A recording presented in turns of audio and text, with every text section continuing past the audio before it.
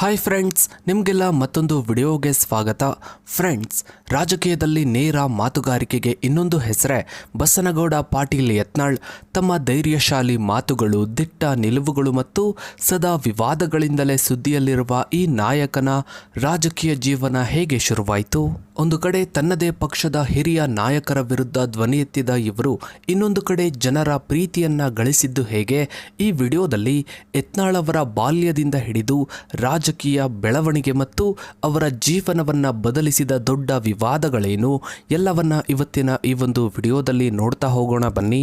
Friends, Basanagouda Patil Yatnal ಅವರು 1963 December 13ರಂದು Vijayapura ಜಿಲ್ಲೆಯ ಯತ್ನಾಳ್ ಎಂಬ ಗ್ರಾಮದಲ್ಲಿ ಜನಿಸಿದ್ರು. ಇವರು ಪಂಚಮಸಾಲಿ ಸಮುದಾಯಕ್ಕೆ ಸೇರಿದವರು. ಇನ್ನು ಇವರ ವೈಯಕ್ತಿಕ ಜೀವನದ ಬಗ್ಗೆ ನೋಡೋದಾದ್ರೆ ಇವರಿಗೆ ಶೈಲಜಾ ಎಂಬ ಪತ್ನಿ ಮತ್ತು 2 ಗಂಡು ಮಕ್ಕಳಿದ್ದಾರೆ. ಇನ್ನು ಇವರ ಎಜುಕೇಶನ್ ಅನ್ನ ನೋಡ್ತಾ ಹೋದ್ರೆ ಇವರು ಕಾಮರ್ಸ್ ವಿಷಯದಲ್ಲಿ BCom ಪದವಿಯನ್ನ ಪಡೆದಿದ್ದಾರೆ. ಬಸನಗೌಡ ಪಾಟೀಲ್ ಯತ್ನಾಳ್ ಅವರು ಕೇವಲ ರಾಜಕೀಯಕ್ಕೆ ಮಾತ್ರ ಸೀಮಿತವಾಗಿಲ್ಲ. ಇವರು ತಮ್ಮ ವೃತ್ತಿ ಜೀವನದ ಆರಂಭದಿಂದಲೂ ವಿವಿಧ ಸಾಮಾಜಿಕ ಮತ್ತು ಸಹಕಾರಿ ವಲಯದಲ್ಲಿ ಸಕ್ರಿಯವಾಗಿ ತೊಡಗಿಕೊಂಡಿದ್ದಾರೆ. ರಾಜಕೀಯದ ಜೊತೆಗೆ ಇವರು ಸಹಕಾರಿ, ಬ್ಯಾಂಕ್ ಮತ್ತು ಉದ್ಯಮ ವಲಯಗಳಲ್ಲೂ ಪ್ರಮುಖ ಪಾತ್ರ ವಹಿಸಿದ್ದಾರೆ. ಇನ್ನು ಇವರು ವಿಜಯಪುರದಲ್ಲಿ ಹಲವಾರು ಸಂಸ್ಥೆಗಳನ್ನು ಸ್ಥಾಪಿಸುವ ಮೂಲಕ ಸಮಾಜ ಸೇವೆಯಲ್ಲಿ ತೊಡಗಿಕೊಂಡಿದ್ದಾರೆ. ಇವುಗಳಲ್ಲಿ ಪ್ರಮುಖವಾಗಿ ಶ್ರೀ ಸಿದ್ದೇಶ್ವರ ಸಂಸ್ಥೆ, ಶ್ರೀ ಸಿದ್ದೇಶ್ವರ ಸೂಪರ್ ಬರ್ಮರ್ ಸಂಸ್ಥೆ, ಸಿದ್ದಸಿರಿ ಸೌಹಾರ್ದ ಸಹಕಾರಿ ಸಂಘ, ಸಂಗನ ಬಸವ ಅಂತಾರಾಷ್ಟ್ರೀಯ ವಸತಿ ಶಾಲೆ, ಗೋರಕ್ಷಾ ಕೇಂದ್ರ ಮತ್ತು ಶಿವಕುಮಾರ್ ಸ್ವಾಮೀಜಿ ಶುಗರ್ಸ್ ಸೇರಿವೆ. ಈ ಸಂಸ್ಥೆಗಳ ಸ್ಥಾಪಕ ಅಧ್ಯಕ್ಷರಾಗಿ ಇವರು ತಮ್ಮ ಜಿಲ್ಲೆಯ ಅಭಿವೃದ್ಧಿ ಮತ್ತು ಸಾಮಾಜಿಕ ಕಾರ್ಯಗಳಲ್ಲಿ ತಮ್ಮನ್ನು ತೊಡಗಿಸಿಕೊಂಡಿದ್ದಾರೆ. ಬಸನಗೌಡ ಪಾಟೀಲ್ ಯತ್ನಾಳ್ ಅವರು ತಮ್ಮ 31ನೇ ವಯಸ್ಸಿನಲ್ಲಿ ಅಂದರೆ 1994ರಲ್ಲಿ ರಾಜಕೀಯಕ್ಕೆ ಎಂಟ್ರಿ ಕೊಟ್ಟರು. ಬಿಜೆಪಿ ಹೊಸ ಮುಖಗಳಿಗೆ ಅವಕಾಶ ನೀಡಿದ ಸಂದರ್ಭದಲ್ಲಿ ಇವರು ವಿಜಯಪುರ ನಗರ ವಿಧಾನಸಭಾ ಕ್ಷೇತ್ರದಿಂದ ಸ್ಪರ್ಧಿಸಿ ಮೊದಲ ಬಾರಿಗೆ ಶಾಸಕರಾಗಿ ಆಯ್ಕೆಯಾದರು. ಇವರಲ್ಲಿರುವ ನಾಯಕತ್ವದ ಗುಣ ಮತ್ತು ಪ್ರಭಾವಿ ಮಾತುಗಾರಿಕೆಯಿಂದಾಗಿ ಇವರು ವೇಗವಾಗಿ ಪಕ್ಷದ ಗಮನ ಸೆಳೆದರು. ನಂತರ ಇವರು ರಾಜ್ಯ ರಾಜಕಾರಣದಿಂದ ರಾಷ್ಟ್ರ ರಾಜಕಾರಣಕ್ಕೆ ಕಾಲಿಟ್ಟರು. 1999 ಮತ್ತು 2004ರಲ್ಲಿ ವಿಜಯಪುರ ಲೋಕಸಭಾ ಕ್ಷೇತ್ರದಿಂದ ಬಿಜೆಪಿಯಿಂದ ಸಂಸದರಾಗಿ ಆಯ್ಕೆಯಾದರು. ಸಂಸದರಾಗಿ ಆಯ್ಕೆಯಾದ ನಂತರ ಯತ್ನಾಳ್ ಅವರು ಅಟಲ್ ಬಿಹಾರಿ ವಾಜಪೇಯಿಯವರ ನೇತೃತ್ವದ ಕೇಂದ್ರ ಸರ್ಕಾರದಲ್ಲಿ ಪ್ರಮುಖ ಸ್ಥಾನವನ್ನು ನಿರ್ವಹಿಸಿದರು. 2004ರ ಜುಲೈನಿಂದ 2003ರ ಸೆಪ್ಟೆಂಬರ್ವರೆಗೆ ಇವರು ಕೇಂದ್ರ ಸರ್ಕಾರದ ರಾಜ್ಯ ಜವಳಿ ಸಚಿವರಾಗಿದ್ದರು. ನಂತರ 2003ರ ಸೆಪ್ಟೆಂಬರ್ನಿಂದ 2004 ಮೇವರೆಗೆ ಕೇಂದ್ರ ಸರ್ಕಾರದ ರಾಜ್ಯ ರೈಲ್ವೆ ಸಚಿವರಾಗಿ ಸೇವೆ ಸಲ್ಲಿಸಿದರು. ಕೇಂದ್ರ ಸಚಿವರಾಗಿ ಮಾತ್ರವಲ್ಲದೆ ಇವರು ಸಂಸತ್ತಿನ ಹಲವು ಪ್ರಮುಖ ಸಮಿತಿಗಳ ಸದಸ್ಯರಾಗಿಯೂ ಕಾರ್ಯನಿರ್ವಹಿಸಿದರು. ಇವುಗಳಲ್ಲಿ ಸಂಸತ್ತಿನ ಕೈಗಾರಿಕಾ ಸಮಿತಿ, ಖಾಸಗಿ ಸದಸ್ಯರ ಬಿಲ್ಲುಗಳು ಮತ್ತು ನಿರ್ಣಯಗಳ ಸಮಿತಿ, ಮಾನವ ಸಂಪನ್ಮೂಲ ಅಭಿವೃದ್ಧಿ ಸಚಿವಾಲಯ ಸಲಹಾ ಸಮಿತಿ, ಕಾರ್ಮಿಕರ ಸಂಸತ್ತು ಸಮಿತಿ ಮತ್ತು ಸಂಸತ್ತಿನ ಸ್ಥಳೀಯ ಪ್ರವೇಶ ಅಭಿವೃದ್ಧಿ ಯೋಜನೆ ಸಮಿತಿ ಸೇರಿವೆ. ಇನ್ನು ಯತ್ನಾಳ್ ಅವರ ರಾಜಕೀಯ ಜೀವನವು ಪಕ್ಷಾಂತರಗಳು ಮತ್ತು ಪಕ್ಷದಿಂದ ಉಚ್ಚಾಟನೆಗೊಂಡ ಘಟನೆಗಳಿಂದ ತುಂಬಿದೆ. 2009ರ ಲೋಕಸಭಾ ಚುನಾವಣೆಯಲ್ಲಿ ಇವರಿಗೆ ವಿಜಯಪುರದಿಂದ ಟಿಕೆಟ್ ಸಿಗಲಿಲ್ಲ. ಇದರಿಂದ ಅಸಮಾಧಾನಗೊಂಡ ಇವರು 2010ರಲ್ಲಿ ಬಿಜೆಪಿ ಪಕ್ಷವನ್ನ ತೊರೆದು ಜನತಾದಳವನ್ನ ಸೇರ್ಕೊಂಡ್ರು. 2013ರ ವಿಧಾನಸಭಾ ಚುನಾವಣೆಯಲ್ಲಿ ಇವರು JDS ಅಭ್ಯರ್ಥಿಯಾಗಿ ವಿಜಯಪುರ ನಗರ ಕ್ಷೇತ್ರದಿಂದ ಸ್ಪರ್ಧಿಸಿ ಸೋತರು. ಪಕ್ಷದೊಳಗೆ ರಾಜ್ಯ ಅಧ್ಯಕ್ಷ ಸ್ಥಾನದ ಬೇಡಿಕೆ ಈಡೇರದ ಕಾರಣ ಅದೇ ವರ್ಷ JDS ಪಕ್ಷವನ್ನು ತೊರೆದು ಮತ್ತೆ ಬಿಜೆಪಿಗೆ ವಾಪಸ್ ಬಂದರು. ನಂತರ 2015ರ ಕರ್ನಾಟಕ ವಿಧಾನ ಪರಿಷತ್ತು ಚುನಾವಣೆಯಲ್ಲಿ ಬಿಜೆಪಿ ಟಿಕೆಟ್ ಸಿಗದೇ ಇದ್ದ ಕಾರಣ ಪಕ್ಷದಲ್ಲೇ ಬಂಡಾಯ ಅಭ್ಯರ್ಥಿಯಾಗಿ ಸ್ವತಂತ್ರವಾಗಿ ಸ್ಪರ್ಧಿಸಿ ಗೆಲುವನ್ನು ಸಾಧಿಸಿದರು. ಈ ನಡೆ ಪಕ್ಷದ ನಾಯಕರ ಅಸಮಾಧಾನಕ್ಕೆ ಕಾರಣವಾಗಿ ಇವರನ್ನ 6 ವರ್ಷಗಳ ಕಾಲ ಬಿಜೆಪಿಯಿಂದ ಉಚ್ಚಾಟಿಸಲಾಯಿತು.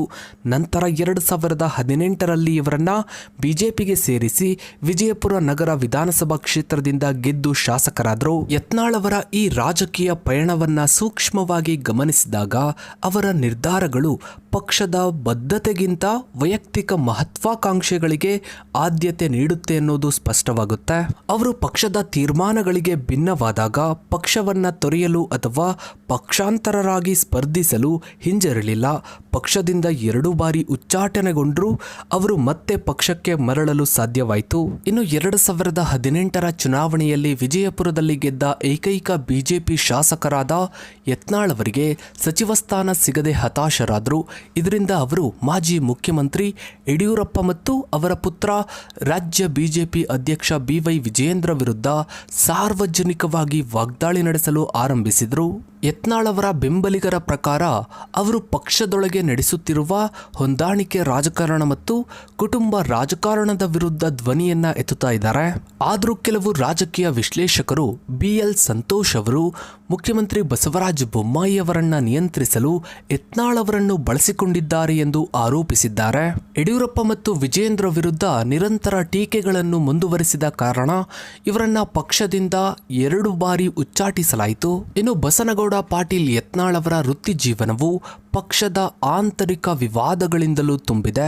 ಅವರ ಪ್ರಮುಖ ವಿವಾದವು ಮಾಜಿ ಮುಖ್ಯಮಂತ್ರಿ BS ಯಡಿಯೂರಪ್ಪ ಮತ್ತು ಅವರ ಕುಟುಂಬದೊಂದಿಗೆ.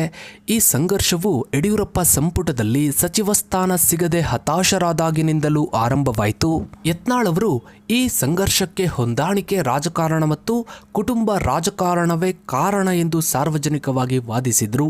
ಅವರ ಬೆಂಬಲಿಗರು ಯತ್ನಾಳ್ ಅವರು ಪಕ್ಷದ ಹಿತಾಸಕ್ತಿಗಳ ವಿರುದ್ಧ ಅಲ್ಲ, ಆದರೆ ಭ್ರಷ್ಟಾಚಾರ ಮತ್ತು ಕುಟುಂಬ ರಾಜಕಾರಣದ ವಿರುದ್ಧ ಧ್ವನಿ ಎತ್ತಿದ್ದಾರೆ ಎಂದು ವಾದಿಸುತ್ತಾರೆ.